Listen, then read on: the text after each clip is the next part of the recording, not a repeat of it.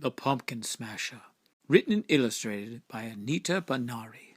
In October, when the leaves of red and gold fall to the ground, the people of Canterbury get ready for Halloween. Mrs. Patchy, the school teacher, puts big black cats on her gatepost. The terrible Turner twins rig up a ghost. They slide it on a wire from the old oak tree to their front door. A scarecrow, stuffed with corn husks, stands guard outside the library. There's a jack-o'-lantern at every house and store. Some are carved so the candlelight gleams through diamond-shaped eyes. Others have painted faces and corn silk hair.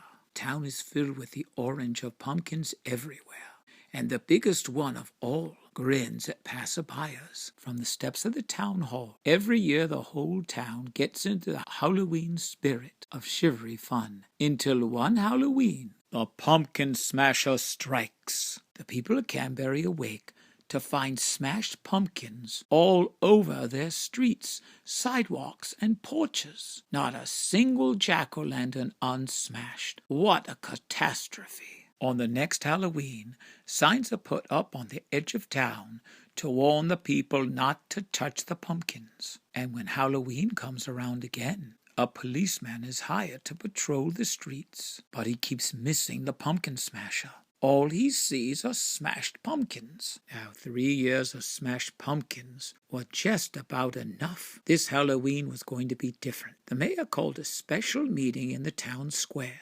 Townspeople were really mad and said they weren't going to waste their money on any more pumpkins. And, said Mrs. Patchy, it is too dangerous to let our children trick-or-treat with such a nasty person around. Children will have to do without Halloween this year. Let's take a vote, said the mayor. Everyone who feels they should be no more Halloween, raise your hand. Let's take a vote, said the mayor. Everyone who feels there should be no more Halloween, raise your hand. At that moment, the meeting was interrupted by a strange puffing and scraping sound. Everybody was flabbergasted to see an enormous rock rolled into the square.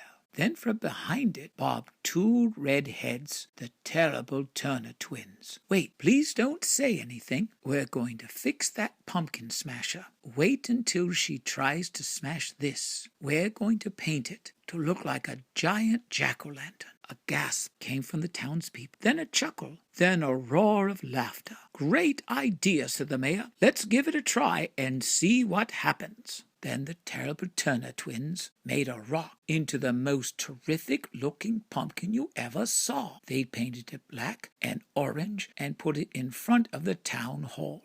That night the people of Canterbury went to bed with a little grin on their faces. Terrible Turner twins couldn't sleep. They wanted to see the Pumpkin Smasher. They climbed out of their beds and knelt by the window.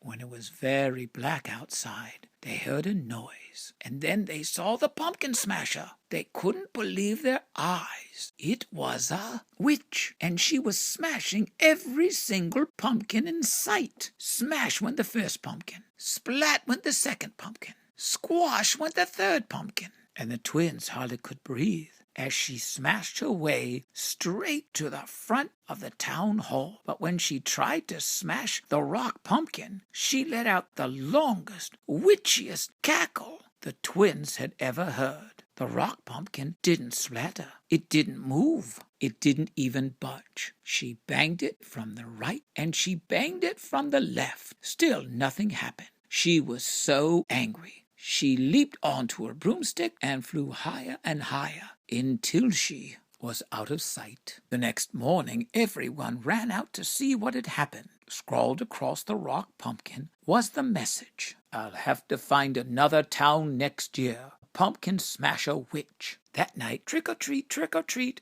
echoed through every street in the town of Canterbury. I hope the pumpkin smashing witch doesn't find your town, but if she does, you know what to do about it.